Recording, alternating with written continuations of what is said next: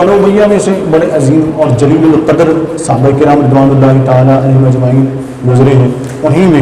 ایک شخصیت جن کا تعلق بنو امیہ کے خاندان سے ہے وہ ہیں داماد مصطفیٰ حضرت سیدنا عثمان غنی ذی النورین رضی اللہ تعالیٰ عنہ، ان کا تعلق بھی بنو امیہ کے خاندان سے۔ اب جو لوگ بنو امیہ کر کے سب کو گالیاں دیتے ہیں تو حضرت عثمان غنی رضی اللہ تعالیٰ عنہ کہاں رکھے ہیں، جن کے متعلق خود نبی کریم صلی اللہ علیہ وسلم ارشاد فرماتے ہیں کہ میں اس سے کیوں نہ حیا کروں جس سے فرشتے اور خود اللہ بھی حیا کرتا ہے۔ یہ عثمان غنی کی شان یہ ہے کہ ان سے فرشتے بھی اور اللہ رب العزت بھی اور اس کے نبی صلی اللہ علیہ وسلم بھی حیا کرتے ہیں۔ تو کچھ لوگ ایسے ہیں کہ جو جن کا حیا اللہ کرتا ہے، فرشتے کرتے ہیں، رسول اللہ صلی اللہ علیہ وسلم کرتے ہیں، کچھ لوگ ان کا بھی حیا نہیں کرتے، تو ایسے بے حیاؤں کو تو ہم سمجھا نہیں سکتے ہیں، لیکن اپنے سنیوں کو اتنا ضرور عرض کریں گے جو ان کی دیکھا دیکھی اور بعض جاہل پوروں کی دیکھا دیکھی، بعض جاہل ناتخوانوں، جاہل نقیبوں، جاہل خطیبوں کی دیکھا دیکھی، تو وہ حضرت عثمان غنی کی بھی اور دیگر صحابہ کرام رضوان اللہ تعالیٰ اجمعین کی بھی توہین کرنے لگ جاتے۔ اللہ تعالیٰ ایسے لوگوں کو ہدایت عطا فرمائے۔ سیدنا عثمان غنی رضی اللہ تعالیٰ کو ایک شرف اور بھی حاصل ہے، وہ یہ کہ روئے زمین کے اوپر، روئے زمین کے اوپر تاریخ انسانیت کے اندر، جو انسانیت کی تاریخ جب سے شروع ہوئی آدم علیہ السلام سے لے کر ہمارے نبی صلی اللہ علیہ وسلم تک، چونکہ آپ صلی اللہ علیہ وسلم آخری نبی ہیں، آپ کے بعد کوئی نبی نہیں ہے، تو روئے زمین پر کوئی بھی انسان ایسا نہیں ہے کہ جس کے گھر میں کسی نبی کی دو بیٹیاں، جو کسی نبی کی دو بیٹیوں کا شوہر ہو۔ وہ واحد شخصیت ہیں حضرت سیدنا عثمان غنی رضی اللہ تعالیٰ عنہ، جن کے گھر میں نبی نہیں، نبی الانبیاء،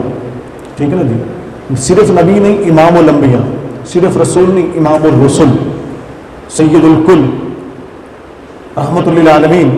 وجہ وجود کائنات، باعث تخلیق کائنات، جان کائنات، روح کائنات، منبع کائنات، مرکز کائنات، مصدر کائنات، یعنی میری مراد ذات مصطفیٰ صلی اللہ علیہ وآلہ وسلم ہے۔ ان کی دو بیٹیاں سیدنا عثمان غنی رضی اللہ تعالیٰ عنہ کے نکاح میں ہیں۔ اب بڑی مزے کی بات یہ ہے کہ کچھ لوگ عثمان غنی کے اس شرف سے انکار کرنے کے لیے، اور تو ان کو کوئی راستہ نہ ملا، اور کوئی راستہ نہیں ملا، میرا دن رات ان لوگوں سے واسطہ ہوتا ہے اور بیچارے پھر بول نہیں پاتے ہیں، اور میں ان سے کہتا ہوں کہ کچھ حیا کرو، کچھ حیا کرو۔ اب جو ایک بیٹی کا شوہر ہے اس کی تو عزت کرتے ہو، جو دو بیٹیوں کا شوہر ہے اس کی عزت کیوں نہیں کرتے ہو، اس کی عزت کیوں نہیں کرتے ہو؟ پھر آگے سے کہتے ہیں کہ وہ جی نبی کی بیٹیاں تھوڑی ہیں جی، استغفر اللہ، یعنی بغض میں اتنے اندھے ہو گئے کہ نبی کی اولاد کا بھی انکار کر دیتے ہیں صلی اللہ علیہ وسلم، جبکہ آقا علیہ الصلوۃ والسلام کے متعلق رب کریم نے وازواجکم بناتکم، تو بناتکم، بنات جمع کا لفظ ہے، قرآن کریم کے اندر استعمال ہے، جمع کا صیغہ ہے، اور جمع جو ہے کم سے کم 3 کی تعداد میں بولا جاتا ہے، یہ اصول ہے عربی قواعد کا، کم سے کم 3 کی تعداد میں بولا جاتا ہے، 3 سے کم پہ جمع بول ہی نہیں سکتے، جمع بول ہی نہیں سکتے۔ تو جب رب نے فرمایا کہ محبوب اپنی بیویوں اور اپنی بیٹیوں کو کہہ دیجئے، فرما دیجئے، تو یہاں بیٹیوں سے مراد کون سی بیٹیاں، چلیں تم بتا دو نا، تو پھر وہ بیٹیاں کون سی ہیں؟ یا تو اللہ نے جمع کا صیغہ استعمال فرمایا، تو اتنی یعنی کہ لوگ گر گئے ہیں کہ نبی کی بیٹیوں کا بھی انکار کر دیتے ہیں۔ تو میں نے تقریباً اس میں لکھا شیعہ حضرات کی کوئی 40 سے زیادہ کتابوں سے حوالے میں نے دیے،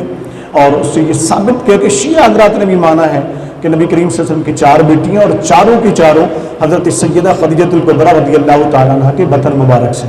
ٹھیک ہے نا جی۔ تو ان میں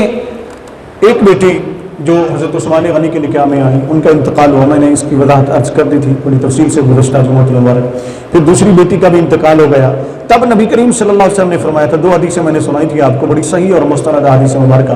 کہ آقا کریم علیہ الصلوۃ والسلام نے ایک میں فرمایا کہ اگر میری 10 بیٹیاں بھی اور ہوتی تو عثمان یکے بعد دیگر میں وہ تیرے نکاح میں دے دیتا، میں وہ تیرے نکاح میں دے دیتا۔ اور دوسری حدیث میں آقا علیہ الصلوۃ والسلام نے فرمایا، عثمان اگر میری 40 بیٹیاں بھی ہوتی تو میں یکے بعد دیگر وہ تیرے نکاح میں دے دیتا، یعنی ایک کا انتقال ہو جاتا تو پھر دوسری بیٹی میں تیرے نکاح میں دے دیتا۔ اب میں نے یہ بھی عرض کر دیا تھا کہ اگر ہم اپنی بیٹی کا رشتہ کسی کو دیتے ہیں تو ہم پہلے چھان بین کرتے ہیں، کہیں نہ لڑکا شرابی تو نہیں ہے، کہیں لفنگا تو نہیں ہے، کہیں آوارہ تو نہیں ہے، کہیں بد کردار تو نہیں ہے، کہیں بد عقیدہ تو نہیں ہے، کہیں ایسا تو نہیں ہے کہ کافر ہو، کہیں ایسا تو نہیں ہے کہ ہندو ہو، کہیں ایسا تو نہیں ہے مجوسی ہو، کہیں ایسا تو نہیں بدھ مت ہو، کہیں ایسا نہ بت پرست ہو، ہم اپنی بیٹی کو دے بیٹھیں، تو ہم 100 بار سوچنے کے بعد رشتہ کرتے ہیں، 100 بار سوچنے کے بعد رشتہ کرتے ہیں کہ ہمیں صحیح معنوں میں مسلمان لڑکا ملے اور صاحب کردار ہو، اچھے کردار کا مالک ہو، لفنگا نہ ہو، واہیات نہ ہو، بے حیا نہ ہو۔ تو کیا خیال ہے آپ کا؟ آپ تو اپنی بیٹیوں کے لیے ایسا رشتہ ڈھونڈیں، اور جو سید المرسلین ہیں، جو غیب دان نبی ہیں صلی اللہ علیہ وسلم، جو امام الانبیاء ہیں، جو اللہ کے محبوب صلی اللہ علیہ وسلم ہیں، تو انہوں نے اپنی بیٹی کا رشتہ کرتے وقت یہ نہ سوچا ہوگا کہ ایک بیٹی کا انتقال ہوا، پھر دوسری کا ہوا، پھر 10 بیٹیاں، پھر 40 بیٹیاں، کہ اگر ہوتی تو میں عثمان کے نکاح میں دے دیتا۔ وہ یہ فرما رہے ہیں، تو کیا نبی کو پتہ نہیں تھا کہ عثمان کا کردار کیسا ہے؟ تو اس سے پتہ چلتا ہے کہ نبی کریم صلی اللہ علیہ وسلم کو معلوم تھا کہ میرے عثمان جیسا، مجھے تو بولنا، میرے عثمان جیسا کوئی نہیں ہے، نہ اس سے کوئی مقابلہ کر سکتا ہے۔ عثمان بڑی شرم و حیا والا، عثمان بڑا باکردار، زمانہ جاہلیت سے بھی پہلے، زمانہ جاہلیت میں اسلام سے پہلے اعلان، اسلام کا جب ہوا، نبوت کا اعلان ہوا، تو اس سے پہلے بھی سیدنا عثمان غنی رضی اللہ تعالیٰ عنہ بڑی باکردار شخصیت تھی۔ آپ فرماتے ہیں میں نے اس زمانے میں جب ابھی اسلام نہیں آیا تھا، پیغمبر اسلام علیہ السلام نے اعلان نبوت نہیں فرمایا تھا، تو میں نے اس زمانے میں بھی کبھی نہ تو زنا کیا، نہ میں نے شراب پی ہے، نہ میں نے جوا کھیلا ہے، نہ ہی کبھی بے حیائی والے کام کیے، نہ ان کے میں قریب گیا ہوں۔ وہ عثمان غنی رضی اللہ تعالیٰ عنہ، ان کا یوم شہادت 18 ذی الحج ہے۔ یہ میں نے عرض کرتے پھر تفصیل کے ساتھ۔ اب اس پر بھی لوگ باتیں بنانے لگ جاتے ہیں، شیعہ تو چلیں شیعہ رہے نا، ابھی ہمارے کچھ سنی بھی جو ہے نا، وہ بھی ان کے ساتھ شامل ہو گئے اور کہیں گے جی 18 ذی الحج نہیں ہے۔ دیکھیں تاریخ ولادت کسی کی بھی ہو، تاریخ ہوتی ہے، تاریخ میں اختلاف ہو سکتا ہے، یہ نہیں کہ نہیں اختلاف۔ اب جیسے ہمارے نبی کریم صلی اللہ علیہ وسلم ہے، آپ کی تاریخ ولادت کے متعلق اختلاف پایا جاتا ہے امت کے اندر، ٹھیک ہے نا جی، مختلف روایات ہیں، کسی نے 2 ربیع الاول لکھی، کسی نے 8 ربیع الاول لکھی، کسی نے 11 ربیع الاول لکھی، کسی نے کچھ اسے 8 کا دوسرا مہینہ بھی لکھا، اور اکثریت کا جس پر اتفاق ہے، جمہور امت جس پر عمل کرتی ہے، وہ ہے 12 ربیع الاول، ٹھیک ہے نا جی۔ اب ان اختلافی روایات کو نہیں دیکھا جائے گا، اس کے متعلق عربی کا مشہور قاعدہ ہے کہ الشاذ کالمعدوم، جو شاذ قول ہوتا ہے نا، یعنی جو کم ہوتا ہے، جس کی طرف کسی کی توجہ نہیں ہوتا، تو اس کی حیثیت ایسی ہے جیسے نہیں ہے، جیسے وہ قول نہیں ہے۔ اسی طرح اگر عثمان غنی رضی اللہ تعالیٰ عنہ متعلق اگر ایک آدھا قول کسی اور تاریخ کا ملتا ہے تو اس کو نہیں دیکھا جائے گا۔ اکثریت امت کا، جمہور امت کا اس پر اتفاق ہے، اور انہوں نے اس پر ہی اہتمام کیا سیدنا عثمان غنی کی شہادت کے حوالے سے کہ آپ کی شہادت 18 ذی الحج کو ہے، 18 ذی الحج کو ہے۔ اب اس کا انکار کیوں کیا جا رہا ہے؟ باقی کے ایام تو آپ منا لیتے ہیں نا، کیونکہ شیعہ حضرات جو ہے وہ 18 ذی الحج کو جشن عید غدیر مناتے ہیں، جشن مناتے ہیں، اور جس قسم کا ان کا جشن ہوتا ہے، میرے پاس ان کی تمام ویڈیوز یہاں پر موجود ہیں، میں وہ یہاں دکھا نہیں سکتا، ٹھیک ہے نا۔ جس قسم کا جشن عید غدیر مناتے ہیں، ان کے بڑے بڑے ذاکر، بڑے بڑے مجتہدین، اگر کسی کو شوق ہو تو میں اس کو دکھاؤں گا، انہیں لڑکیوں کو گلے میں ڈال کر ڈانس کر رہے ہیں اور عیاشی ہو رہی ہے، اور یہ جشن عید غدیر منایا جا رہا ہے۔ وہاں پھر ایک مدعے کی دعوت عام دی جاتی ہے کہ عارضی جس کو ہاتھ لگا لو، جس سے مرضی آئے اس رات کے لیے نکاح کر لو اس کے ساتھ، اور اس طرح زنا کو عام کرو، پھیلاؤ، اس طرح وہ جشن غدیر مناتے ہیں۔ مولا علی سے محبت یہ نہیں ہے، مولا علی سے محبت یہ نہیں ہے۔ پھر ہمارے دیکھی ہمارے کچھ سنی، جیسا کہ میں نے گزشتہ جو میں نام لے کر بھی بتایا تھا، میں نام لینے سے بھی نہیں ڈرتا ہوں، میں نے نام لے کر بھی بتایا تھا، ان کو بھی یہ مرض لاحق ہو گیا، ان کے بھی بڑے بڑے اشتہار لگے ہیں جی، اس بار تو بڑے بڑے اشتہار لگے ہوئے تھے مختلف شہروں میں، چونکہ میں گیا ہوں، میں نے دیکھا مختلف جگہوں سے گزرا، تو بڑے بڑے نام لگے ہوئے جی، جشن غدیر خم منایا جا رہا ہے جی، کس کے تحت جی، کس کی زیر؟ فلاں شیخ المشائخ کی طرف زیر صدارت، فلاں پیر طریقت کی زیر صدارت، فلاں شیخ الاسلام کی زیر صدارت، فلاں علامہ، لکھ دی لعنت تمہاری سوچ پر اور تمہاری فکر پر، اور بد کرداروں تم اتنا گر گئے ہو کہ تم بغض صحابہ میں یا کسی کے ساتھ ذاتی اناد میں تم اتنا گر گئے، میں نے گزشتہ جو میں بڑی وضاحت سے بیان کیا تھا کہ تم اتنے گر گئے ہو کہ یوم شہادت عثمان غنی رضی اللہ تعالیٰ عنہ پر تم جشن منانے لگ گئے۔ پھر میں نے ان سے سوال کیا تھا، میں نے ایک مضمون بھی اس کے اوپر لکھا، سوال چھوڑا ان کے لیے، پوچھا میں نے ان سے، میں نے کہا جس طرح وہ جشن عید غدیر مناتے ہیں تو آگے کے اقدام جو ہیں ان کے، وہ تم کب کر رہے ہو؟ وہ متا بھی کرتے ہیں، وہ زنا بھی کرتے ہیں، وہ شراب بھی پیتے ہیں، وہ لڑکیوں کو گلوں میں لے کر ڈانس بھی کرتے ہیں، وہ اس دن حضرت عثمان غنی رضی اللہ عنہ کی شہادت کا، موت کا جشن مناتے ہیں، یہ اگلے اقدام تم کب کر رہے؟ بے حیا پیرو، بے حیا خطیبو، بے حیا مریدو، کس دن تم یہ کام کرو گے؟ تب تم اپنی سنیت کے اوپر جو تم نے لبادہ اوڑھ رکھا ہے اس کو اتار کر پھینک دو، باہر آؤ قوم کے سامنے اور قوم کو بتاؤ کہ ہاں ہم واقعی رافضی ہیں، ہاں ہم واقعی نسل سبا ہیں جو ہم صحابہ کرام سے بغض رکھتے ہیں، اور جس دن بھی صحابہ کرام کا کوئی یوم ہو اس دن تم کو نہ کوئی فتنہ کھڑا کر دیتے ہو۔ سیدنا عثمان غنی رضی اللہ تعالیٰ عنہ کی شخصیت تو وہ شخصیت ہے جن کا تمام صحابہ کرام بشمول مولا کائنات حضرت علی کرم اللہ وجہہ حیا کیا کرتے تھے، ان کی عزت کیا کرتے تھے، ان کا احترام کیا کرتے تھے۔ حضرت عثمان غنی رضی اللہ تعالیٰ عنہ شرم و حیا کا پیک کرتی ہے، میں نے گزشتہ جمعہ مبارک عرض کر دیا تھا، یہاں سیدنا عثمان غنی رضی اللہ تعالیٰ عنہ کی نبی کریم صلی اللہ علیہ وسلم سے محبت و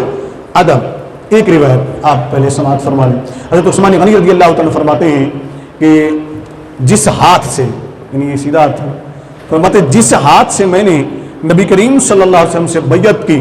اس کے بعد پوری زندگی میں نے اپنے ہاتھ کو کبھی شرمگاہ پہ نہیں لگایا، کبھی ناپاک جگہ پہ نہیں لگایا، کبھی اس کو کسی ناپاک چیز کو اس سے نہیں چھوا، کبھی میں نے اس کو سنجے کے طور پر استعمال نہیں کیا۔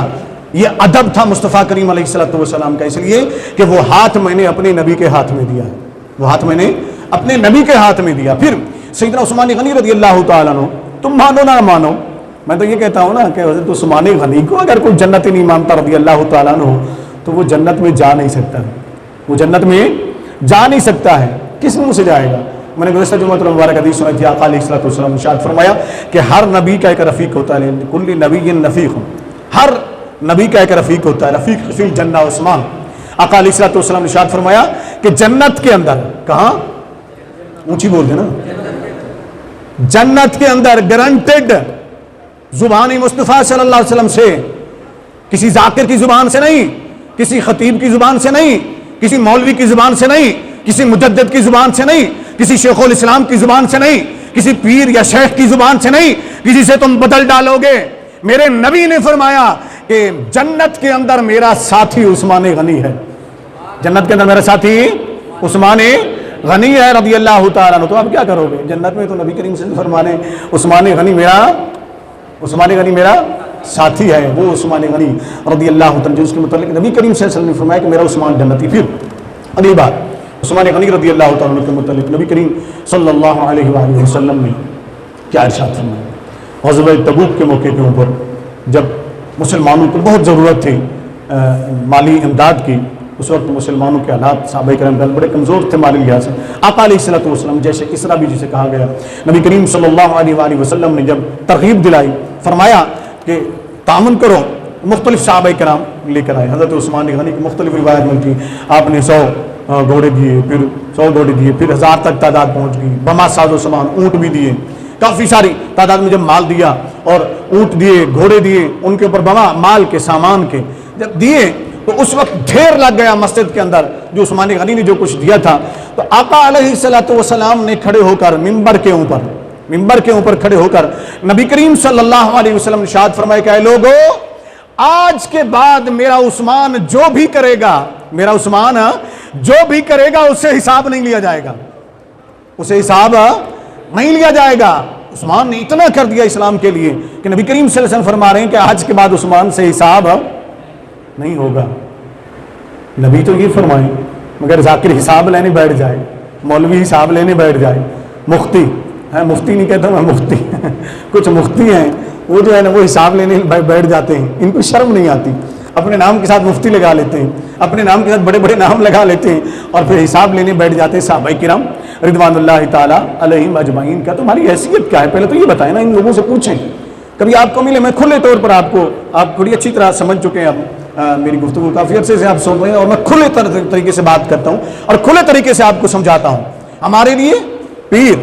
ہمارے لیے عالم، ہمارے لیے خطیب، ہمارے لیے مفتی، ہمارے لیے قاری، ہمارے لیے نعت خواں، یہ اس وقت تک قابل احترام ہے جب تک عقیدہ صحیح ہے، جب تک عقیدہ صحیح ہے۔ ہمارے نبی کی ازواج مطہرات، ہمارے نبی کے صحابہ کرام، ہمارے نبی کی اہل بیت طاہر رضوان اللہ تعالی علیہ اجمعین، ان سب کا جب تک احترام کرتے ہیں تب تک یہ قابل احترام ہیں۔ اگر کسی بھی پیر کو دیکھو، کسی بھی خطیب کو دیکھو، کسی بھی عالم کو دیکھو، کسی بھی مفتی کو دیکھو، کسی بھی شیخ الاسلام کو دیکھو، کسی بھی مجدد کہلانے والے کو دیکھو، کسی بھی امیر کہلانے والے کو دیکھو، اگر وہ کسی صحابی کی किसी भी सहाबी की, किसी भी अज़वाज मुताहरात में किसी ज़ौजा मोहतरमा की और अहले बैत में से किसी भी फर्द की वो तौहीन करता है तो उसको जूते की नोक पे उड़ा दिया करो, इसलिए कि वो हमारे लिए काबिल एहतराम, ऊँची बोले ना, काबिल एहतराम नहीं है। कुछ लोगों को मेरी ये बातें चुभती हैं, लोग मुझे वो कहते हैं डॉक्टर साहब आप बड़े सख्त अल्फाज कहे जाते हैं। मैंने कहा मेरे नबी के यारों की इज़्ज़त से बड़ी किसी की इज़्ज़त नहीं है, मेरे नबी के सहाबा से बड़ी इज़्ज़त किसी की नहीं है, मेरी नबी की अज़वाज से बढ़कर किसी की इज़्ज़त नहीं है, मेरे नबी की अहले बैत अतहार से बढ़कर किसी की इज़्ज़त नहीं है रिदवानुल्लाह ताला अलैहिम अजमाइन। जो इनकी इज़्ज़त नहीं करेगा हमारे लिए वो कोई इज़्ज़त वाला नहीं है। हाँ, जो इन सब की इज़्ज़त करेगा तो हम उसके जूतों से लगी मट्टी को भी अपनी आंखों का सुरमा समझते हैं, अपने सर का ताज समझते हैं। ऐसा आलिम दीन जो इन सब का एहतराम करे। सहाबाए किराम रिदवानुल्लाह ताला अलैहिम अज़वाज मुतहहरात अहले बैत